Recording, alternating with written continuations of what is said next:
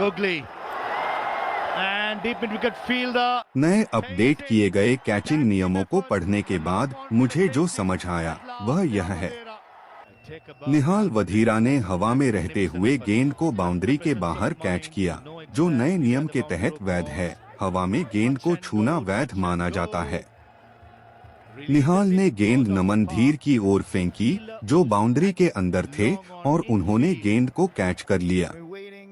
अब नए नियम के तहत कैच पूरी तरह से वैध होने के लिए निहाल का बाउंड्री के अंदर उतरना जरूरी है।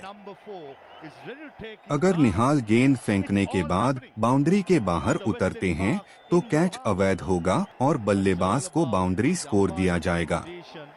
अगर निहाल अंततः बाउंड्री के बाहर उतरते हैं तो नमन का बाउंड्री के अंदर कैच वैध नहीं होता। हो सकता है कि तीसरे अंपायर ने निहाल के लैंडिंग स्पॉट को स्पष्ट रूप से नहीं देखा हो और यह मान लिया हो कि गेंद बाउंड्री के अंदर ही रही, इसलिए उसे बाउंड्री नहीं दी गई, जैसा कि एमसीसी नियम 19 मई 2002 में कहा गया है। उम्मीद है कि यह स्पष्टीकरण मददगार होगा।